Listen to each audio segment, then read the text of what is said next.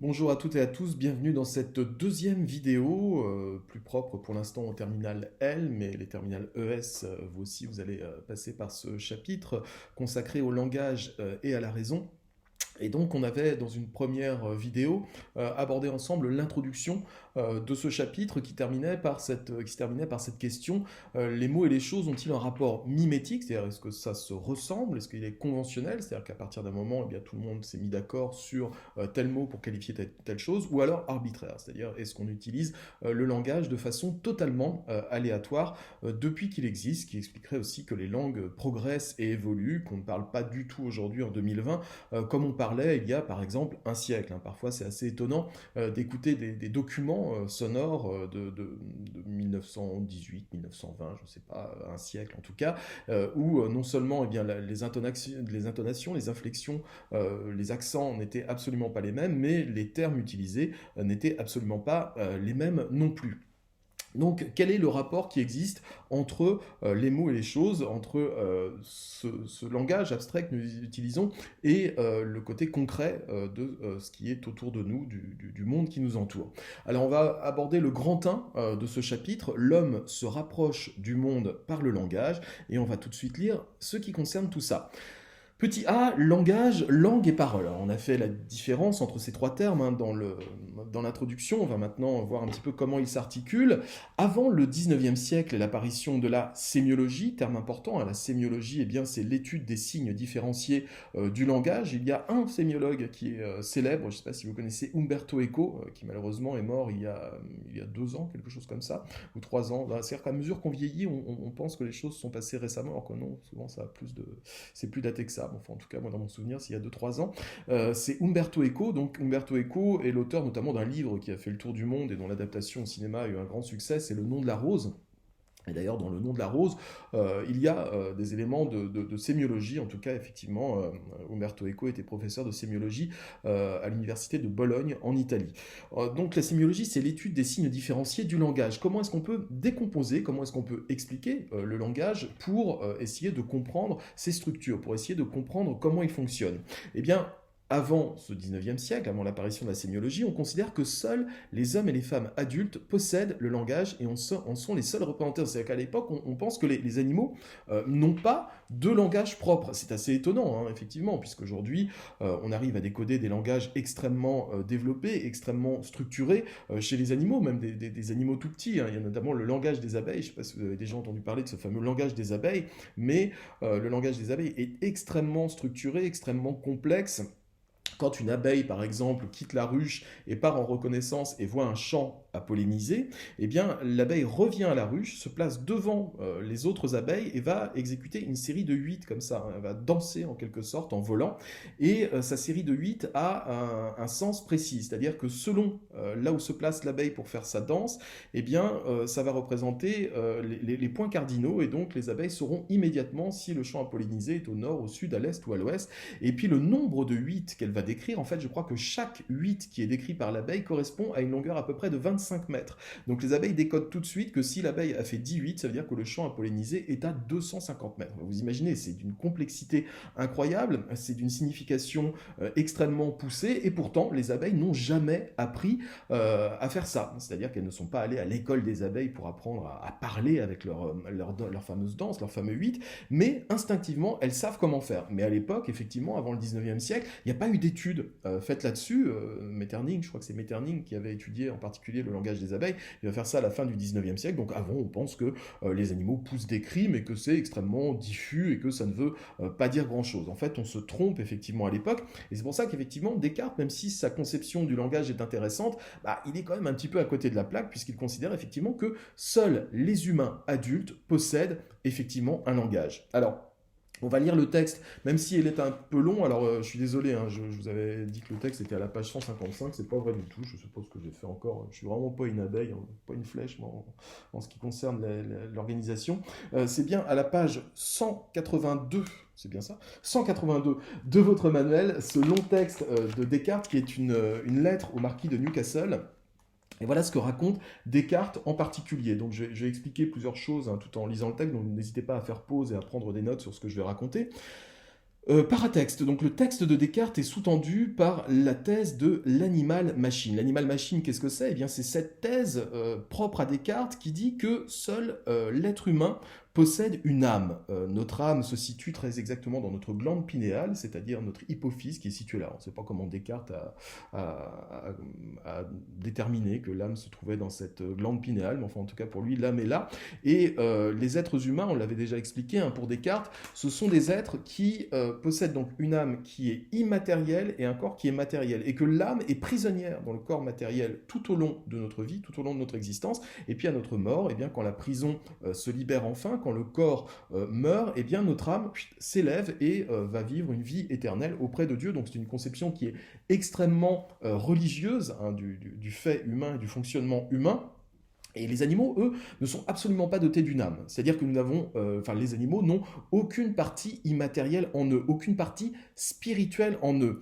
En gros, pour Descartes, très clairement, les animaux sont des machines. Elles ont été créées par Dieu, comme l'homme, mais Dieu n'a pas mis dedans ce petit supplément, cette petite âme qui fait qu'elles peuvent prendre leurs propres décisions. Donc en fait, pour Descartes, et il le dit très très clairement, n'importe quel animal, un éléphant, un chien, une puce, sont des petits mécanismes qui ont été conçus avec une sorte de logiciel interne qui les fait agir de façon cyclique de la naissance jusqu'à la mort, mais l'animal, lui, ne prend aucune décision, n'a aucune pensée propre. Donc l'animal n'est qu'un mécanisme. Et Descartes va aller très très loin, et alors c'est un truc qui est raconté dans un livre qui s'appelle Le philosophe sort à 5 heures, aux éditions François Bourrin, je me souviens plus de l'auteur, et qui racontait un peu la vie privée des philosophes, parfois c'est un peu crado.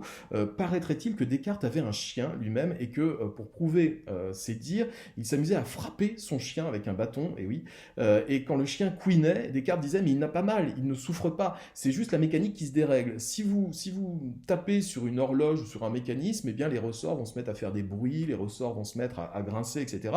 Eh bien ce chien se met à grincer parce que son mécanisme se dérègle sous l'effet des coups de bâton. Donc ça va très très loin et je pense que ça aura rendu Descartes extrêmement antipathique pour pas mal d'entre vous. Aujourd'hui, hein, il y a encore un fond de ça, il y a des gens qui n'hésitent pas à abandonner leur animal ou à leur faire du mal en disant de toute façon les animaux n'ont aucune sensibilité. C'est faux, évidemment, c'est totalement faux. Les animaux, on le sait, ressentent les choses profondément.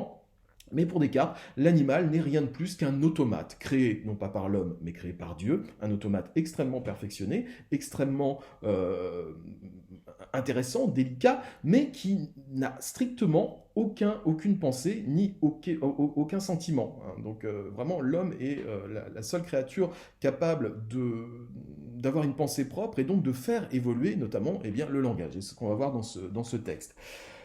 Derrière le problème moral, y a-t-il plus de différence d'homme à homme que d'homme à bête? Donc pour Descartes, très clairement, il y a une différence majeure d'homme à bête, c'est que c'est une différence d'essence, quoi, de nature profonde. Se cache un second problème, qu'est-ce qui caractérise le langage humain? Voilà ce que dit Descartes. Enfin, il n'y a aucune de nos actions extérieures qui puisse assurer ceux qui l'examinent que notre corps n'est pas seulement une machine qui se remue de soi-même, mais qu'il y a aussi une âme qui a des pensées, excepté les paroles ou autres signes faits à propos des sujets qui se présentent sans se rapporter à aucune passion. Il y a une distinction très claire chez Descartes entre la raison et les passions. La raison, c'est notre façon de réfléchir, et la passion, eh bien, c'est quand nous laissons libre cours à nos sentiments, au lieu de raisonner de façon rationnelle. Je dis les paroles ou autres signes parce que les muets se servent de signes, en même façon que nous de la voix, et que ces signes soient à propos pour exclure le parler des perroquets, sans exclure celui des fous, qui ne laissent pas d'être à propos des sujets qui se présentent, bien qu'ils ne suivent pas la raison. Et j'ajoute que ces paroles ou signes ne se doivent rapporter à aucune passion, pour exclure non seulement les cris de joie ou de tristesse, et semblables, mais aussi tout ce qui peut être enseigné par artifice aux animaux. Car si on apprend à une pie à dire bonjour à sa maîtresse, lorsqu'elle la voit arriver, ce ne peut être qu'en faisant que la prolation, c'est-à-dire le rapport de cette parole, devienne le mouvement de quelqu'une de ses passions. À savoir, ce sera un mouvement de l'espérance qu'elle a de manger. Autrement dit, la mécanique, le logiciel interne de l'animal a fait la prolation, c'est-à-dire le rapport entre, ben voilà, si je parle, je vais avoir une petite récompense. Donc voilà, de façon quasiment automatique, l'animal qui n'a ni passion, ni sentiment, enfin si, il a des passions l'animal, mais qui sont des passions purement mécaniques, mais surtout qui n'a aucune raison, ne va pas faire ça par par décision, il va le faire par réflexe. Je le disais hein, sur l'appli WhatsApp, c'est un petit peu comme un logiciel Word par exemple. Quand vous écrivez une belle lettre d'amour sur Word ou une lettre d'insulte sur Word, Word ne fait aucune différence entre les belles choses que vous racontez dans une lettre d'amour ou les vilaines choses que vous racontez dans une lettre d'insulte. Word va enregistrer de la même façon parce que c'est son rôle de le faire. Eh bien, le rôle de l'animal, la fonction de l'animal, c'est de vivre, c'est de survivre. Donc, il va tout faire, l'animal, mais sans vraiment le décider, de façon instinctive, pour continuer à vivre. Et si le perroquet ou la pie constate que le fait de dire bonjour, ça lui apporte de la nourriture, il va le faire de façon totalement instinctive parce que son logiciel interne lui ordonne de le faire et sans se poser plus de questions que ça. J'étais rendu où, moi Et ainsi, toutes les choses qu'on fait faire aux chiens, aux chevaux et aux singes ne sont que des mouvements de leur crainte, de leur espérance ou de leur joie, en sorte qu'ils les peuvent faire sans aucune pensée. Donc ici, on est effectivement sur des passions, mais sur des passions instinctives. C'est pas l'amour, c'est pas des choses comme ça. Il limite, il restreint le champ de ces fameuses passions, de ces fameux sentiments, espérance, joie, crainte. Donc ça reste extrêmement basique comme façon de se comporter. En tout cas, sans aucune raison, mais avec des passions très primitives. Or, ce me semble fort remarquable que la parole étant ainsi définie, ne convient qu'à l'homme seul, car bien que Montaigne et Charron, donc, qui sont deux philosophes du XVIe, XVIIe siècle, aient dit qu'il y a plus de différence d'homme à homme que d'homme à bête, il ne s'est toutefois jamais trouvé aucune bête si parfaite qu'elle ait usé de quelques signes pour faire entendre à d'autres animaux quelque chose qui n'eût point de rapport à ses passions. Et il n'y a point d'homme si imparfait qu'il n'en use. En gros, à un moment, Descartes parle des fous dans son texte.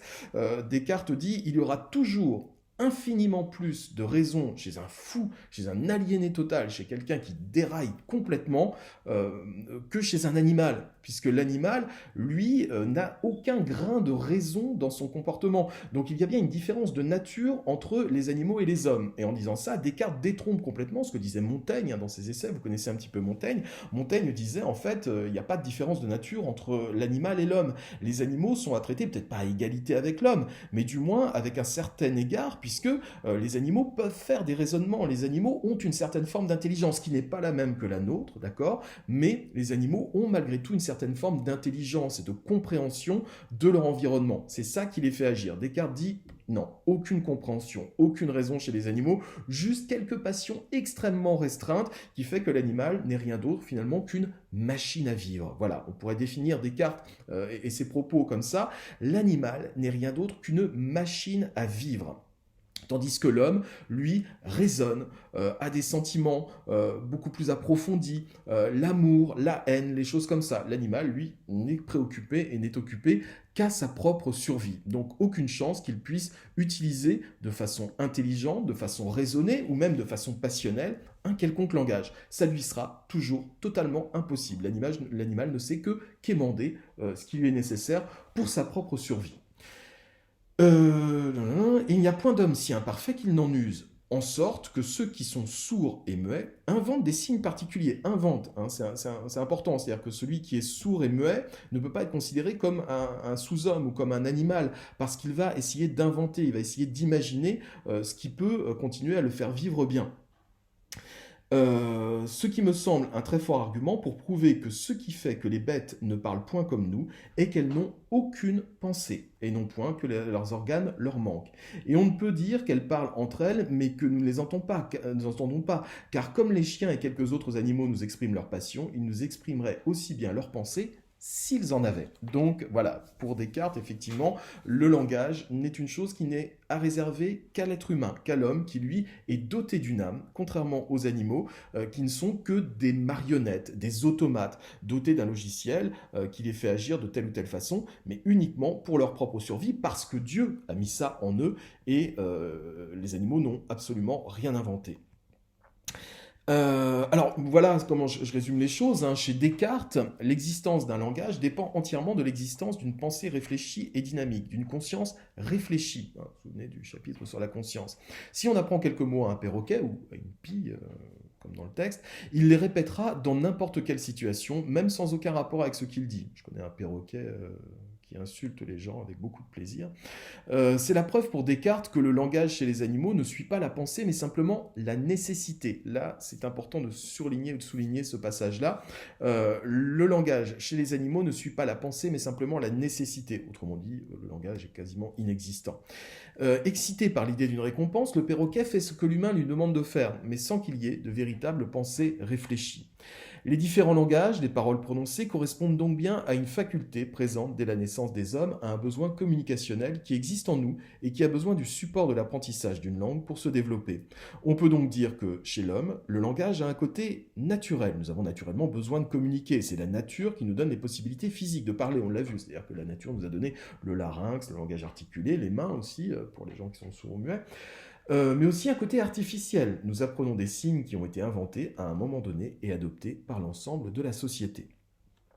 Petit b, les langages parlés et non parlés. On peut dire de façon générale que la parole est un acte qui correspond à la réalisation d'une parole en puissance. En acte, en puissance, détrompez-moi si ce n'est pas le cas, envoyez-moi un message pour me le dire, mais il me semble qu'on l'avait noté, la différence entre en acte et en puissance. Vous savez, ça vient de chez Aristote, c'est-à-dire qu'il y a des choses qui sont chez nous en puissance, c'est-à-dire qui sont potentiellement possibles en nous, mais qui n'ont jamais été encore exprimées. Ce qui est en acte, c'est ce qui a été fait, ce qui a été réalisé. Par exemple, vous êtes tous venus au monde, nous sommes tous venus au monde avec la possibilité de parler. C'est-à-dire que nous étions des individus communicants en puissance. Et puis, quand on a appris à parler, quand on a appris les mots, quand on a appris à lire, à écrire, la parole, ou plutôt le langage, est devenu chez nous en acte, c'est-à-dire qu'on a réalisé ce potentiel. Mais on aurait très bien pu ne pas le faire. Un enfant qui n'apprend ni à lire, ni à écrire, ni à parler, c'est quelqu'un qui n'a pas réalisé, qui n'a pas actualisé, qui n'a pas rendu en acte ce qui était